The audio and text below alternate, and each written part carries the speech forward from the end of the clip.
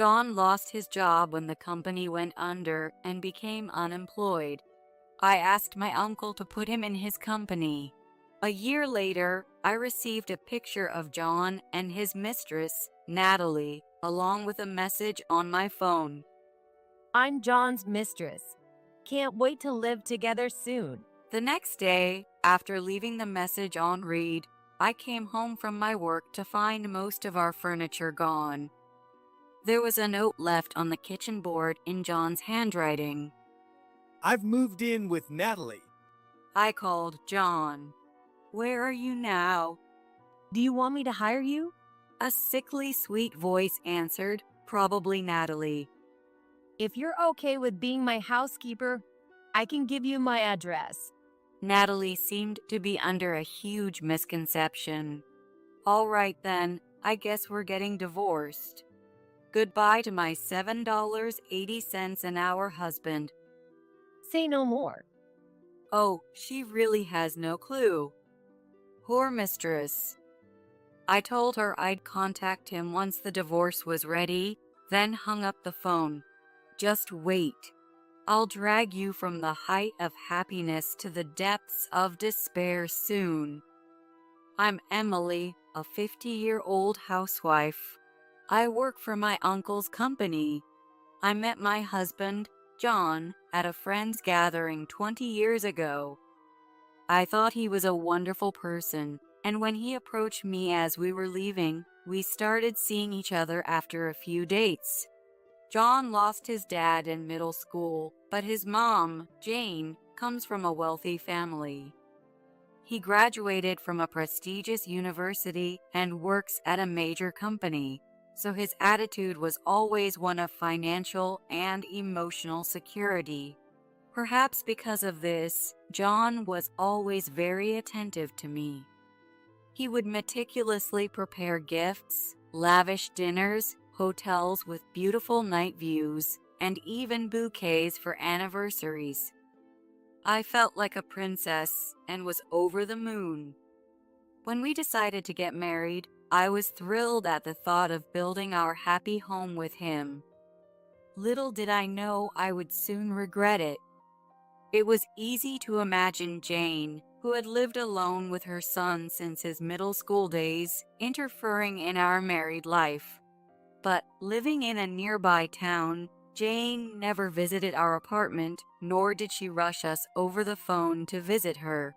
It seems she's busy with theater, traveling with friends, and concerts. Hearing that, I was relieved.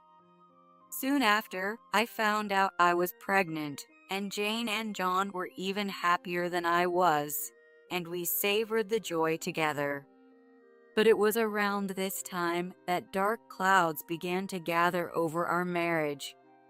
John started going out every weekend. Even while I was bedridden with morning sickness, he would nonchalantly go skiing, camping, or on trips, making me question his sanity. We're married now, yet you leave every weekend. Isn't that strange? When I complained, John tilted his head. It's impossible to take pregnant Emily along. How about I invite some friends over, like 5 or 6 people each week? John's face lit up. That way you'll have fun too, Emily. We can have a barbecue, and everyone can bring their own beers and meats. It'll take your mind off things. I was dumbfounded. Did he really say this, knowing I couldn't keep food down because of nausea? Of course not, I yelled, and John frowned in annoyance. What's wrong with spending my own money to go out on weekends? I'm not telling you not to go. I just want you to be considerate since you're no longer single. John looked even more exasperated. That's your job, Emily. What? You should be more grateful for the comfortable life you have thanks to me. I work for us, so you should take better care of me. You're my wife after all, he said arrogantly, dragging his suitcase out of the house. I listened to the sound of the car engine fading away and sank into the couch, feeling depressed. I understood John's point. But neglecting a pregnant wife to drink late with colleagues on weekdays and hang out with single friends every weekend, that's a different story. He hasn't let go of his bachelor mindset. Will he develop a sense of fatherhood when our child is born next year? I could only hope he would change. Eventually, a healthy baby boy was born. John and I named him Kyle, and he grew quickly. I had John tell Jane not to come to the maternity hospital so I could spend some quiet time in my room. However, the aftermath was intense. After I was discharged, Jane barged into my apartment multiple times with her friends. The first time was right after I had finally managed to put Kyle to sleep. The doorbell rang just as I sat down on the couch to rest, making my heart jump. Checking the front monitor, I saw Jane and a few older women. I reluctantly opened the door, and Jane and her friends stomped in, heading straight for the living room and rushing to the baby bed. Oh, how adorable. Isn't he? He looks just like John. Really? I don't see it. You're just saying that because you love your son. Oh, look, his eyes are open. Kyle, who had been dozing off, scrunched up his face and began to cry loudly. Emily, soothe him quickly. It's not good to let him cry too much. And by the way, I'll take some tea. Earl Grey and some pastries, please. Suppressing my irritation, I picked Kyle up and soothed him. Jane and her friends crowded around me, poking Kyle's cheeks and patting his head like he was a pet. How nice. I wish I had a grandchild soon. I have 2 granddaughters. I'm telling my daughter-in-law she needs to have a boy next. Hearing these conversations, Jane looked pleased with herself.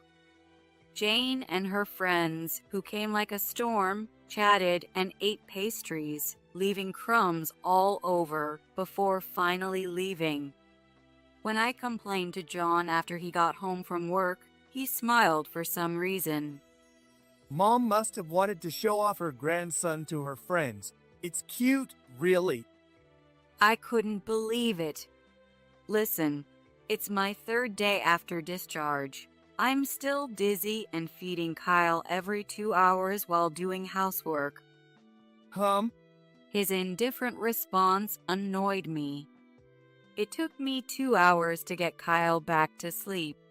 Please tell Jane no more unannounced visits. John frowned visibly at my request. Mom and her friends came to celebrate. You should be grateful, not complaining. I was exasperated by how little John understood. I should have gone back to my parents' house, even if it meant taking a long flight and train ride. My parents live with my brother's family, who have young kids, so I didn't want to burden them. John, you don't help with childcare at all, so you don't understand. Please take care of Kyle sometimes. I pleaded earnestly. Like on weekends, watch Kyle for an hour so I can go to the salon or relax at a cafe. You just want to slack off as a mom. John laughed, seemingly amused. Every mom takes care of their kids on their own. If you can't do it, you're a failure as a mother. That's terrible. Don't say that. It's the truth. John snapped, glaring at me. How can you ask me to ruin my precious day off? I'm the one feeding you and our kid. That should be enough. If you want to be pampered, go back to your parents' house. And don't come back. John threw these cold words at me before heading to the bathroom. As I wiped my eyes, Kyle seemed to sense my mood and started fussing. Holding and soothing Kyle, I felt my spirits sink. How could someone so kind change so drastically? Or is this his true nature? Eventually, I began to think that, in some ways, Jane was better than John. She showed interest in Kyle, played with him, and talked to him. John, on the other hand, was strangely indifferent to Kyle. After much persistence on my part, he started bathing Kyle on weekends, but did nothing else. Even when in the same room, John was engrossed in cell phone games, shooing Kyle away when he crawled over. He was completely indifferent, no matter how cute Kyle's laughter was or how he babbled. Will he ever act like a father? Childcare had just begun, but I felt crushed by anxiety. Despite Jane's numerous visits with her different friends, she stopped when Kyle turned 3. As Kyle developed a personality and started expressing opinions, he apparently became less cute to her. After enjoying a period of peace, I approached John. I'd like to start working again. There's a vacancy at a nearby daycare. Why? My salary is enough. John's displeasure was evident. A wife should stay home and take care of her husband and kid. I almost laughed at the outdated sentiment, but kept a submissive demeanor and pleaded. I want to save for Kyle's college fund. I'll work part-time, please. Fine, but don't let the housework slip. I'm planning to work at my uncle's company. John smirked. Oh, using connections? They need a female office worker. Whatever. It's a small, unreliable company, but do your best. His mocking tone irritated me, and I pursed my lips. Your company does business with them, you know. Well, just make sure you don't cause any trouble for us. I felt enraged by his arrogant remarks, especially coming from someone who was just a mid-level manager. I decided to work hard and save money, planning to divorce him someday. Secretly holding on to that thought, I worked diligently. As Kyle grew and I could manage housework better, I transitioned to full-time employment and threw myself even more into my work. One evening, John came home and walked into the dining room looking dejected. Welcome back. What's wrong? My company is going under. What? They declared bankruptcy. I quickly checked my phone and saw news articles about John's company. Stunned, I watched John look down with a troubled expression. There had been reports of declining performance, but I never expected this. What are you going to do? I'll have to find another job. John threw his work bag on the floor, sounding defeated. Panic began to set in. While we could manage on my salary, saving would be difficult. For now, I would have to dip into the secret divorce fund I had been saving and use it for Kyle's college fund. Even though John was bossy at home, he provided enough for our living expenses.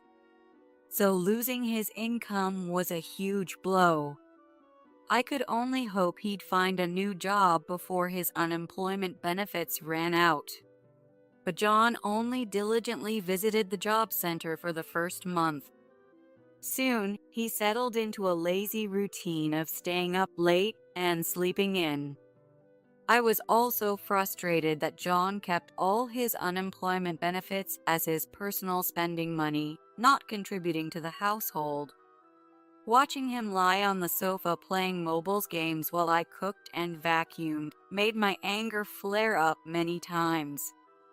Hey, shouldn't you start seriously looking for a job? You're almost 40. It'll be harder to get the job you want once you're over 40. I gently nudged, but John snapped back. Shut up. I'm looking for a job on job sites. But I've never seen you writing a resume. I'm taking my time to choose a company that's worthy of me. John said arrogantly. Unlike you, I graduated from a top university. Working for a mediocre company would lower my standards. You don't understand because you're so incompetent. "Oh, is that so?" We had countless exchanges like this, with no progress, and 10 years went by. Even when Kyle was studying for college entrance exams during his long breaks, John, unshaven and in sweatpants, was engrossed in games. I often thought about just abandoning him and getting a divorce. With his wealthy family, John would be fine living with Jane. But I felt it was too cruel to kick out an unemployed husband, so 10 years passed without taking that step. Finally losing patience, I decided to use my connections. I asked my uncle to hire John. Luckily, they needed someone for sales at the branch office in the next town, so it worked out perfectly. "Hey, how about working at my uncle's company?" One night, with a pounding heart, I brought it up to John. "When I told them about your background, they said it would be a waste not to have you." Of course, it was a big lie, but predictably, John's pride took the bait. Well, someone of my caliber wouldn't be easy to find for a small company. They must be desperate for me. He looked somewhat pleased. "Can I go ahead with it?" What should I do? After a moment of pretending to consider, John's eyes were glued to my phone screen. "Oh, this! It's from a new product exhibition," Looks fun. he muttered nostalgically. All right, I'll work at your uncle's company. "Really? That's great." But I want to work only 3 days a week since it's been a while. Also, I want to leave on time. I was at a loss for words. "Oh, well, as you know, our company has a full 2-day weekend policy. There's overtime at the end of the month and during busy periods. Special treatment would be difficult." John's eyes narrowed. Hey, I'm getting back to work after a long time. It's like rehab for me. You want to push me into long hours right away? What if delicate me gets sick? His words made me furious. I've been working full-time while balancing housework and childcare for the past 10 years, supporting you. But I swallowed my complaints, knowing it would be troublesome if he got upset. After consulting with my uncle, John finally ended his 10 years of unemployment as a low-paid part-time worker. Once John started working again, he quickly became more energetic. Seeing him clean-shaven and dressed in a suit made my heart swell. Though he had thinned hair and a changed physique, a bit of his youthful vigor returned. Maybe it wouldn't be long before he could work as vigorously as before. Then we could get him to contribute to the household expenses again. Feeling relieved, I suddenly wondered. It's fine that he works 3 days a week, but how does he spend the other 4 days? On his days off, when I come home from work, he's always out. He comes back late at night, smelling of alcohol, so he might be going to bars, but how could he afford that on such a low salary? Sometimes there's even a woman's perfume on his clothes, which is suspicious. If it were a bar, the scent would likely be mixed, but it's always the same perfume. About a year after he started his new job, I received a photo and a message from an unknown number on my phone. It was a photo of a heavily made-up woman and John snuggled up in bed. The woman looked familiar, and then I remembered. It was Natalie Thompson, who had attended our company's product launch event. I'm John's mistress. Can't wait to live together soon. I was stunned, but not very shocked. My feelings for John had long since cooled. So he was cheating after all. I sighed. He must have found Natalie's details from the company's event photos and pursued a relationship with her. As I stared at the picture, anger started to build up.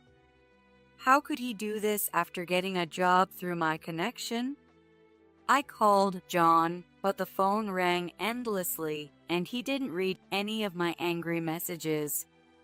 That night, John didn't come home. To make matters worse, he began skipping work without notice the next day. What are you thinking, neglecting work for your mistress? You're going to lose the job you just got. I sent this during my lunch break, but still no response. Feeling frustrated, I returned home to find the apartment strangely spacious. Looking around, I noticed much of our furniture was gone. The Scandinavian sofa set, wooden table, two-person dining table, stylish shelves, and chic TV stand.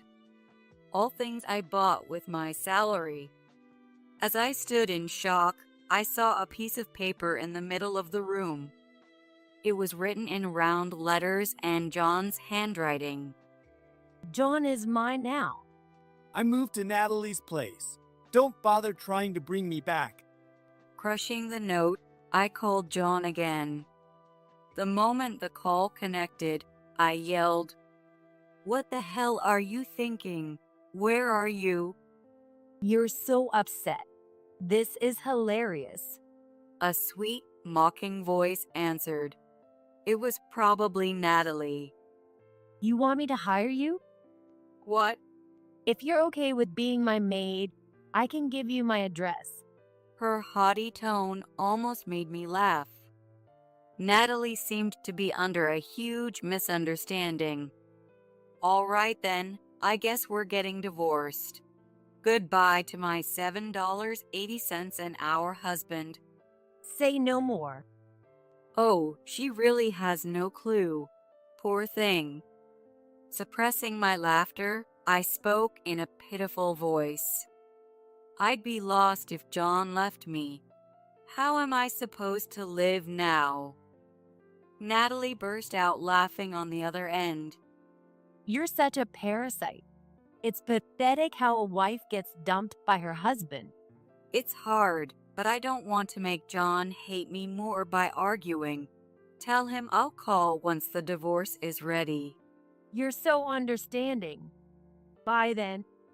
I clenched my teeth as I hung up the phone. Enough of them mocking me. Just watch.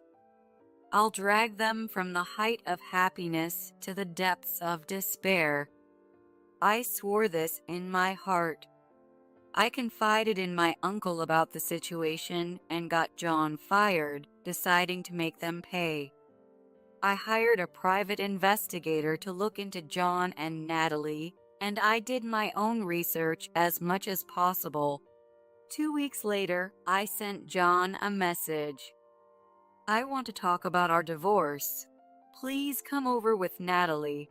Right on time, the two of them showed up, holding hands and grinning as if to flaunt their relationship. As I invited them into the living room, Natalie sneered. Oh my, you haven't replaced the furniture yet? You must be really poor. Well, you were just a parasite living off John's big corporate job, so I guess it makes sense. Excuse me? You stole our furniture and have the nerve to say that?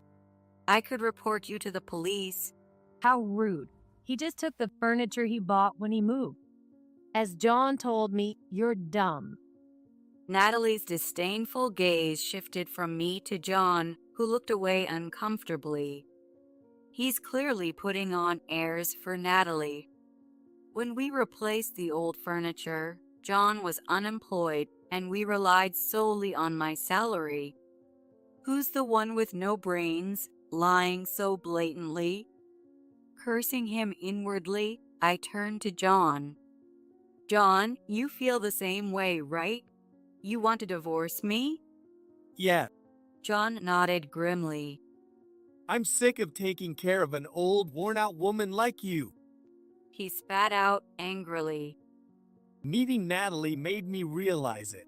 The last 20 years of our marriage have been a mess, and it's all your fault. I couldn't believe my ears. That's what I should be saying. Being with you dragged me down. That's why I'm leaving you and starting over. Then he extended his hand to me. What? Alimony. After 20 years of you being a burden, I deserve compensation. John leaned back arrogantly. I'm generous, so I'll settle for $100,000. Come on, pay up. You can just give me your bank account details, and I'll withdraw it myself. His condescending tone made me sad rather than angry.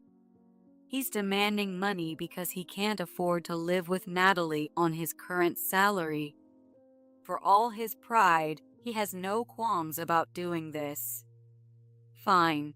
It must be expensive to live with 5 people. Really? Are you serious? After his eyes lit up, John tilted his head. 5 people? Smiling, I explained to John. Yes, Natalie and her 3 kids, 9th grade, 6th grade, and 5 years old, right? They're all girls. Natalie's face was drained of color. John looked back and forth between Natalie and me, bewildered. Wait, kids? I knew she was divorced, but I didn't know about any kids. Natalie, is this true? Natalie remained silent, her mouth tightly shut. John's eyes widened in shock. Seriously? No way. He muttered, looking crestfallen. John must have cheated because Natalie told him she was childless despite being divorced. I pulled out the investigation report and photos from the envelope given by the detective and spread out pictures of Natalie with her children on the floor. Good luck with those tough years, John. I encouraged him with a hint of sarcasm. You declared you hated kids and dumped all the childcare on me, not even trying to bond with your own son. I really wonder if you can win over someone else's kids. I'll be fine. They're all cute like Natalie, so I'm sure I'll grow to love them. John forced a smile and held Natalie's hand. Natalie looked up, her face still showing anxiety. Just then, the doorbell rang, and Jane's voice came through the intercom. John stiffened. Why is Mom here? When I told her we were divorcing because of your affair, she insisted on coming. John looked like he was chewing on something bitter. When I opened the door, Jane pushed past me into the room. Her footsteps were heavy as she entered the living room and started yelling at Natalie. You homewrecker. Natalie's eyes widened. Then she quickly put on a smile and tried to charm Jane. Jane, their marriage was already broken, so that's not really the right word. No, you're wrong. The thief isn't his wife. It's you. You stole my precious son from me. Jane pointed a finger at Natalie, spitting as she shouted. A plain wife and a heavily made-up mistress with kids? John, you really don't know how to pick women. John hung his head at the scolding. And 3 daughters? You got tricked by some failure who can't even produce a son? You always get caught by trashy women without me around. John raised his head and weakly protested. Don't talk badly about Natalie, Mom. Her ex-husband was a loser. She'll give me a proper heir when we remarry, I promise. Right, Natalie? Well, yes. Jane glared at Natalie with hatred. You think I believe that? If you remarry this mistress, you'll take Kyle. Then I might acknowledge it. John looked troubled. No, I don't want him. He's bad at online games and doesn't like me at all. He's not cute at all. His selfish comment made me furious. He never played with Kyle when he was little, always pushing him away. This is the result. Jane, it's impossible for him to take Kyle. I couldn't help but interject. Shut up, you. Stay out of this. Kyle is 19 now. He's living in a dorm at college. He's very independent and plans to live on his own after graduation. I won't let him do whatever he wants. He's our heir, so it's only right that he returns to his father's home after his parents' divorce. Jane's eyes blazed. I've never heard of such nonsense.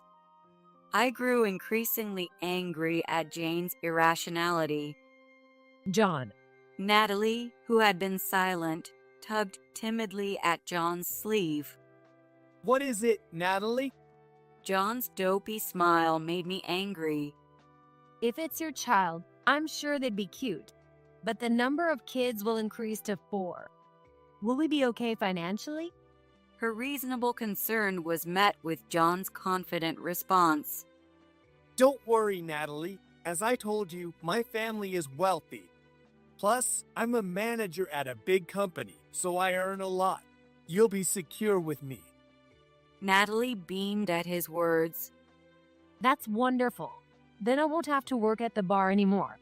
It's been tough with my age. You've had it rough, but now I'll take care of you.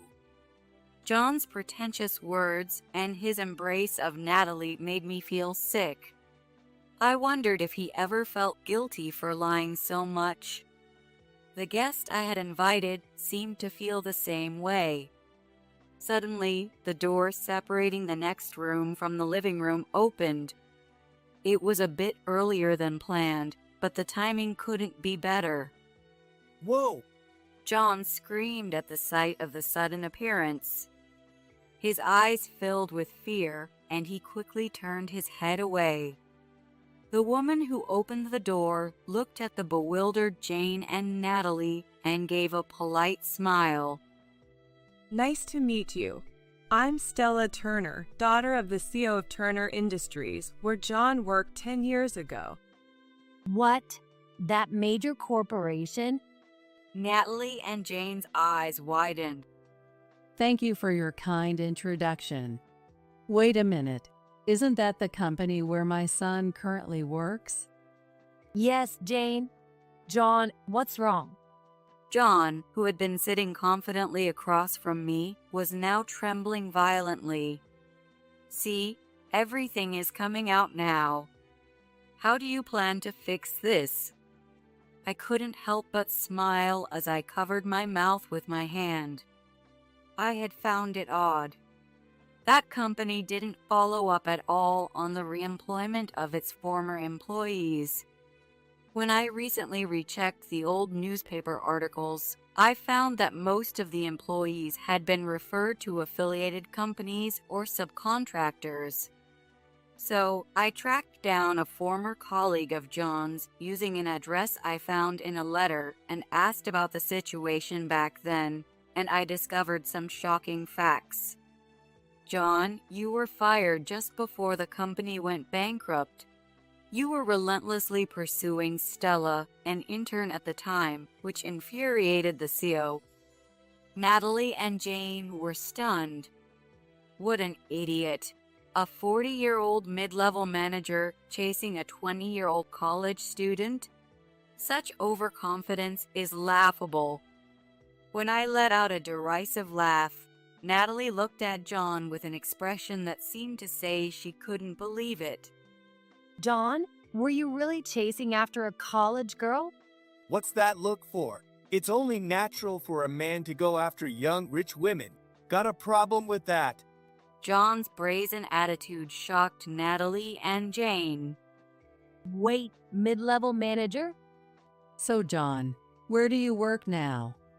My uncle's company. He's an hourly employee making $7.80 an hour. After 10 years of unemployment, I had to push him to work.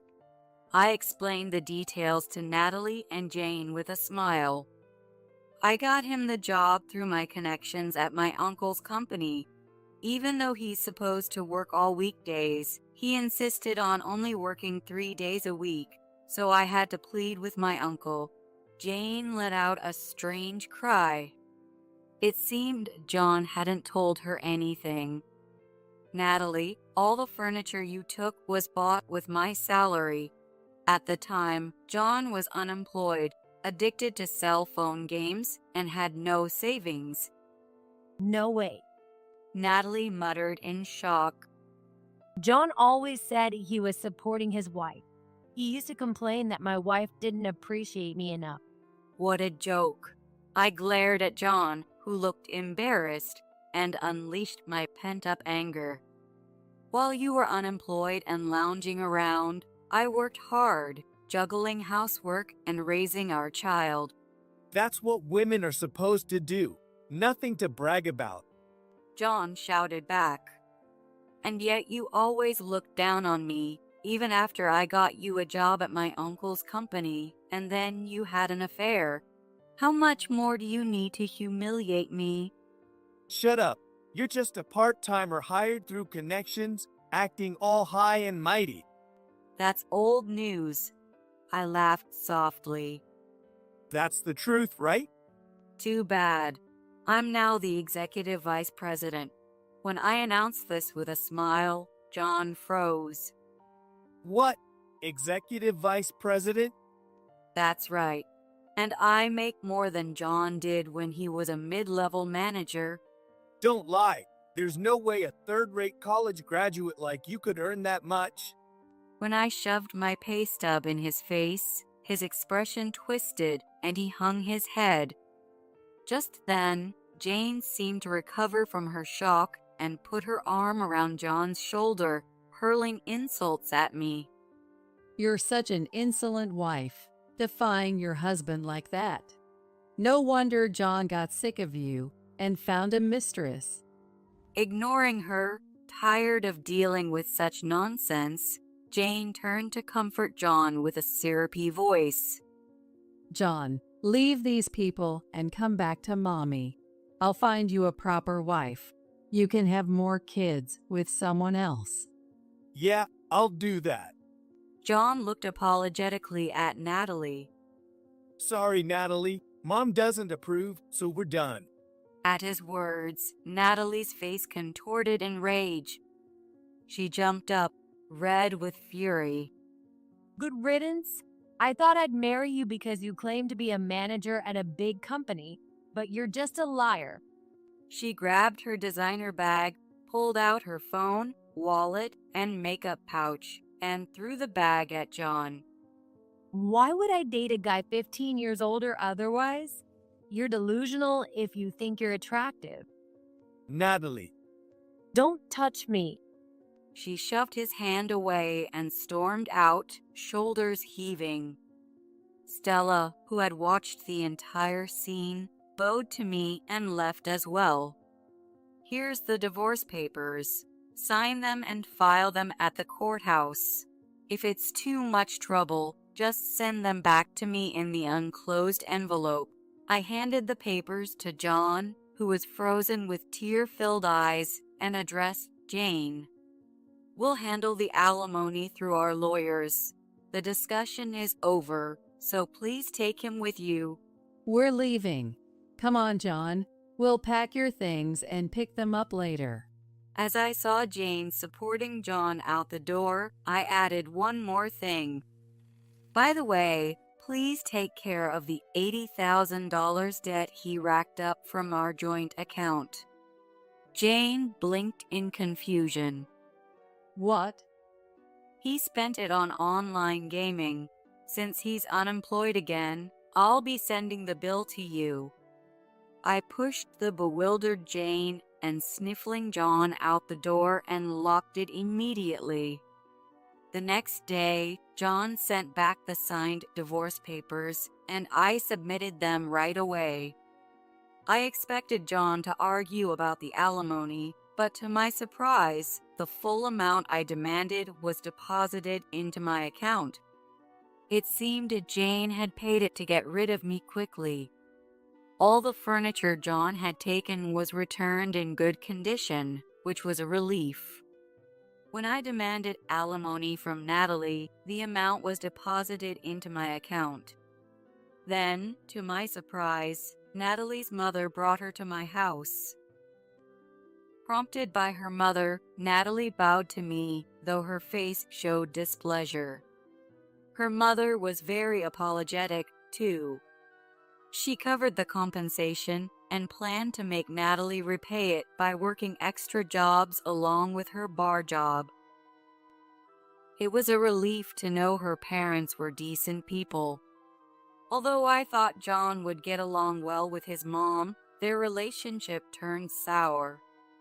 Back to being unemployed, John had no intention of finding a job and continued wasting Jane's savings and pension on online gaming. He used to be so sweet, but his wife ruined him. If this continues, my savings will run out. I wish he'd move out soon. Apparently, that's what Jane was telling the neighbors. Finally free of John, I felt a sense of clarity and peace in my daily life. I should have cut ties with him sooner if it felt liberating. When I called Kyle, who was in his college dorm, to tell him about our divorce, he responded cheerfully. You finally did it. Congratulations. He's still your dad, so you can visit him if you want. No way. I don't need to see him. You're my only family, Mom. I laughed at his firm words. Now you can start your second life, Mom. Enjoy your work and personal life, and don't let anyone hold you back. Yes, I will.